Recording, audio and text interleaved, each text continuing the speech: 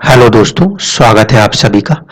इस वीडियो को स्पेसिफिकली इसलिए बना रहे हैं क्योंकि यहाँ पे क्या हुआ, एक जातिका का ये सवाल था कि अंगूठे के ऊपर जो निशान बनते हैं उसमें एक स्पाइरल फॉर्मेशन देखने को मिलता है। देखिए, जब स्पाइरल फॉर्मेशन देखने को मिल रहा होगा, इसका मतलब होगा कि वायु तत्व प्रधान राशि जो है वो कहीं ना कहीं बहुत ज्यादा प्रोमिनेंट रोल प्ले कर रही होगी। और उनका कहना था कि लगन बनाते हैं कुंडली में तो 2 नंबर बनता है। तो अब इस चीज को देखिए, वृषभ लगन की कुंडली बन रही और अंगूठे पे जो छाप आ रही वो आ रही हमारे पास मिथुन लगन की दिखने जैसी। क्यों? क्योंकि जो एयर एलिमेंट की राशि है उसका प्रभाव देखने को मिल रहा है। तो अब इस कुंडली में समझेंगे कि लगन मिथुन होना चाहिए या फिर लगन जो है वो वृषभ होना चाहिए, या ये दोनों ही लगन से हटकर ये कुंडली कुछ और इशारा करेगी। तो चलिए देखते हैं कि होने क्या वाला है। ये जो कुंडली है, ये कुंडली शुरू होती है आपकी 2 नंबर से। 2 नंबर से शुरू हो रही है, मतलब वृषभ राशि जो है वो लगन में उदित होती हुई नजर आती है। और जो आपकी लगन है वो 6 डिग्री पर दिखाई देती है। नक्षत्र के स्वामी हो जाते हैं सूर्य। अब अगर इसको फोकस करके देखें तो ऐसा देखने में आएगा कि फर्स्ट हाउस का मिड पॉइंट सूर्य थोड़ा सा स्वाभिमानी, थोड़ा सा जिद्दी, और वृषभ लगन अपने आप में वैसे भी जिद के लिए जाना जाता है, स्टबन टर्म यूज होती है। तो सूर्य जैसा ग्रह अगर देखें तो हमें लगेगा कि थोड़ी सी जिद के साथ इंसान चल सकता है, लेकिन जब सूर्य की प्लेसमेंट को देखेंगे तो सोचने के ढंग में कहीं ना कहीं सूर्य छठे भाव में बैठे। छठे भाव में बैठना सूर्य के लिए बुरा नहीं है, लेकिन जिस लगन में जब सूर्य आपके छठे भाव में बैठेंगे तो नीच राशिस्थ हो जाएंगे। अब ये अच्छा भी नहीं है। ये इस बात को दर्शाता है कि जिंदगी के शुरुआती वक्त में किसी तरीके से कुछ संघर्ष करना पड़ा हो। ठीक है, अगर वृषभ लगन बनता है तो ये कंडीशन आएगी। और इस कंडीशन में एक चीज और ऐड होगी, वो ये, क्योंकि वहीं पे उसका नीच भंग हो जाएगा तो उसकी वजह से आपकी लाइफ के अंदर जो प्रॉब्लम्स हैं वो थोड़ा सा सॉर्ट आउट हो जाएंगी। अब अगर उसको भी थोड़ा सा साइड रख दे, नॉर्मली ये कुंडली आंखों के सामने खुलती है तो सबसे पहले ऐसा दिखाई देता है, शनि जैसे ग्रह जो है 10म भाव के स्वामी 10म भाव में, और वो भी अपनी मूल त्रिकोण राशि में। मंगल जो है वो अपनी ही राशि में है 7वें भाव में। कुंडली तो मांगलिक हो जाएगी, no doubt. Rahu Ketu axis में मंगल आ जाएंगे तो रोचक नाम का महापुरुष राजयोग जो है उसमें थोड़ी सी चुनौती आएगी, लेकिन फिर भी कुंडली में शश नाम का महापुरुष राजयोग बनता है। लेकिन अब जो बात है कि अंगूठा जो इशारा कर रहा है, अब उसको देखिए। जब आपकी लगन जो है वो 7 नंबर से बन जाए तो 3 नंबर, 7 नंबर और 11 नंबर, ये तीनों ही राशियां कहीं ना कहीं वायु तत्व की राशियों में आती हैं। और आपका क्योंकि सूर्य और चंद्रमा भी साथ ही साथ है, इसीलिए ये जो लगन बनेगा 7 नंबर का, ये बहुत ही ज्यादा प्रोमिनेंट है और यही आपको अपने हाथ में दिखाई दे रहा है। इसीलिए जब आप वृषभ लगन की तुलना में इस चीज को तुला लगन लिब्रा एसेंडेंट से देखेंगे तो आपको हर चीज कनेक्ट होती हुई दिखेगी।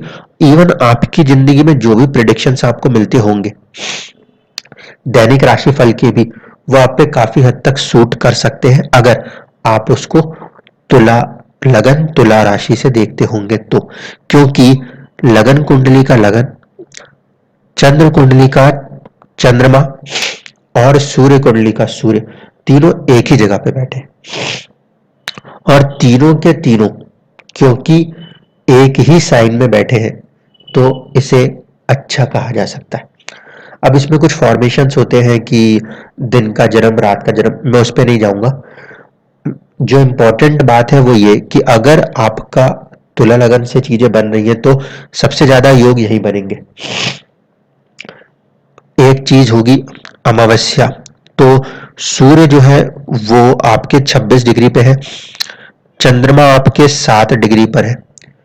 इस लिहाज से देखा जाए तो आपका जो जन्म है उसकी तिथि ऑलमोस्ट इस बात को इंगित कर रही है कि चंद्रमा थोड़े से कमजोर है इस कुंडली के। ठीक है, चतुर्दशी का कहीं तिथि बताइए। ठीक है, तो कृष्ण चतुर्दशी की अगर ये तिथि बनती भी है, उस सिचुएशन में अगर हम जाएं तो आपके लिए चंद्रमा थोड़ा सा वीक पॉइंट रहेगा, एक चीज। दूसरी चीज कि चंद्रमा का वीक होने के कारण काम के अंदर शुरुआत में चुनौतियां देखने को मिलेंगी, और लगन कुंडली के हिसाब से भी देखें तो एज ऑफ 30 से लेके 36 तक आप काफी पीक राइज कर जाओगे।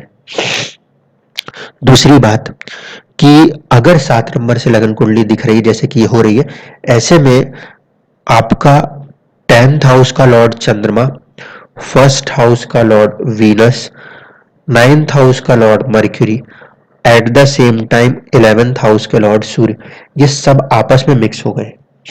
इसीलिए कहीं ना कहीं जब ये चार्ट वर्क करेगा तो बहुत ही प्रोमिनेंट पर्सनैलिटी क्रिएट कर सकता है। इस पर्टिकुलर में जो दो चीजें थोड़ी सी डिस्टर्बिंग है वो ये कि 6th हाउस के लॉर्ड और 3rd हाउस के लॉर्ड जुपिटर इस कंजंक्शन में शामिल है। इसलिए छठे भाव का प्रभाव होने के कारण संघर्ष बनेगा, और ओरिजिनल लगन कुंडली में भी संघर्ष बनता था। बुध 12th हाउस से संबंध होते हुए जुड़ रहे हैं, और 1st हाउस में जुपिटर और मर्क्यूरी, ये दोनों अगर साथ आ जाए तो इनको दिशा बल मिलेगा 1st हाउस का। ऐसी कंडीशन में जो चुनौतियां हैं वो बढ़ जाएंगी, क्योंकि छठे भाव को भी और 12वें भाव दोनों के स्वामियों को एक दिशा बल मिलेगा आपके तुला लगन से बनने वाली कुंडली में। इसीलिए कुछ चुनौतियों का सामना आपको करना पड़ेगा, जिसके बाद आगे आप बहुत अच्छे सक्सेस को हासिल कर सकते हैं। अब जो डायरेक्शनल स्ट्रेंथ का कंसेप्ट है, वो कुछ लोगों का मानना है कि सिर्फ लगन पे लगता है। तो देखिए, सूर्य लगन भी है, चंद्र लगन भी है, इसीलिए प्लेनेट अगर डायरेक्शनल स्ट्रेंथ में है तो सिर्फ ऐसा नहीं कि लगन कुंडली से ही देखिए, उसको सूर्य कुंडली से भी देख लीजिए और चंद्र कुंडली से भी देख लीजिए। वहां पे उनकी अगर कोई डायरेक्शनल स्ट्रेंथ बनती है तो वो 50% काम करेगी। यहाँ पे क्योंकि एग्जैक्ट लगन के ऊपर, जो एग्जैक्ट लगना है वो तो हमारा थॉट प्रोसेस है, उसके ऊपर अगर गुरु और बुध बैठेंगे तो वो एक अलग फॉर्मेशन है। यहाँ पे चंद्र और सूर्य लगन के ऊपर गुरु और बुध के फॉर्मेशन है, तो सूर्य का मतलब है आत्मा और चंद्र का मतलब है हमारा मन।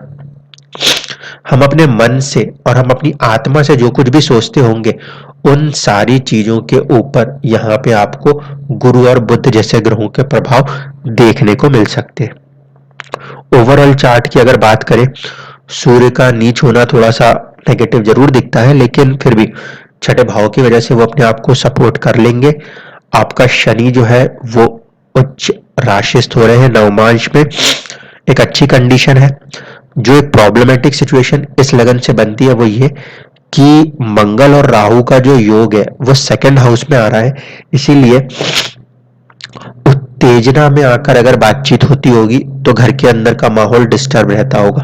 बस इतनी सी एक चीज यहाँ पे क्रिएट हो सकती है। अन्यथा ये जो कुंडली है इसमें आपके अंगूठे पे, जैसे कि आपने बोला, स्पाइरल फॉर्मेशन से, तो आप तुला लगन, तुला राशि की माने जाएंगे, और ज्यादातर आपको अपनी जिंदगी में जो प्रभाव है वो इसी लगन से देखने को मिलेगा। मोस्ट ऑफ द थिंग्स जो है इस चार्ट में वो पॉजिटिव है, तो आगे की जो सक्सेस स्टोरी है वो काफी अच्छी कही जा सकती है। मैं यहाँ पे से ज्यादा इसको एक्सप्लेन नहीं कर रहा, क्योंकि चार्ट्स अपने आप में ही बहुत प्रोमिनेंट हो गया। किसी भी भाव में अगर 3 से ज्यादा ग्रह बैठ जाए तो अपने आप में चीजें काफी हो जाती है। यहां पर हम देख रहे हैं तो ऑलमोस्ट 5 ग्रह, गुरु, बुध, शुक्र, सूर्य और चंद्रमा एक साथ ही एक पर्टिकुलर हाउस के अंदर बैठे हुए। दशाओं के सिस्टम में भी अगर जाएंगे तो आपको देखने को मिलेगा कि इनकी जो दशाएं इन्हें मिल रही है नॉर्मली, वो भी राहु से शुरू हुई है, गुरु तक है। गुरु की अगर हम बात कर ले तो 2027 तक की बात है। 2027 के आगे जाके जब शनि के फॉर्मेशन आ रही है तो चाहे आप चंद्र कुंडली उठा लीजिए, चाहे आप लगन कुंडली उठा लीजिए, चाहे आप सूर्य कुंडली उठा लीजिए, जैसे ही शनि आ रहा है तो वो योग कारक फॉर्मेशन लेकर आ रहा है।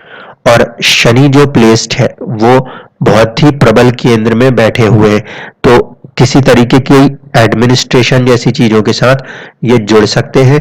इवन इनका जो शनि है वो 0 डिग्री का दिखाई देता है, और जो भाव है फर्स्ट हाउस वो क्योंकि 6 डिग्री के आसपास आ रहा है, तो यहाँ पे 0 डिग्री को देखकर ऐसा नहीं समझना कि ये बहुत कोई वीक पोजीशन है। हाउस का मिड 6 डिग्री पर है, और 6 डिग्री और 0 डिग्री के बीच के फासले को आप समझो तो आपका जो हाउस के मिड है उसके अंदर कहीं ना कहीं शनि थोड़ी सी दूरी पर बैठे हुए। आप 10th हाउस को देखेंगे तो हाउस का मिड है 6 डिग्री का, आपका शनि 6 डिग्री से बस 6 डिग्री पीछे बैठा है, भाव के अंदर ही है। इसीलिए यहाँ पे ये लॉजिक भी नहीं लगा सकते कि 0 डिग्री का शनि है तो वो कमजोर है, आपको रिजल्ट्स मिल जाएंगे। हाँ, एक बात को ध्यान रखिएगा, किस्मत आपकी थोड़ी सी कमजोर कही जा सकती है, आपको अपने लाइफ में स्ट्रगल ज्यादा करना पड़ेगा।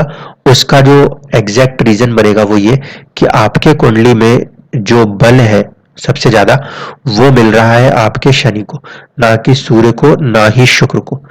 ऐसे फॉर्मेशन में थोड़ा सा आपको सूर्य को बल देना चाहिए, स्टोन नहीं यूज करेंगे। वीनस को भी स्ट्रेंथ देनी पड़ेगी क्योंकि इसकी भी स्ट्रेंथ कम है, ठीक है।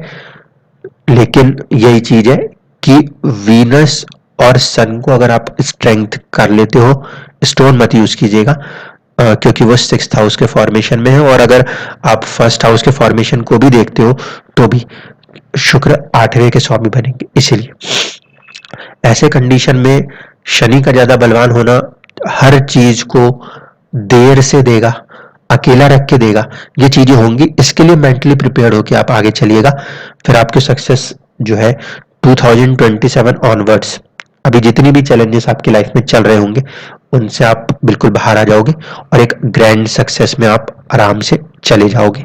धन्यवाद।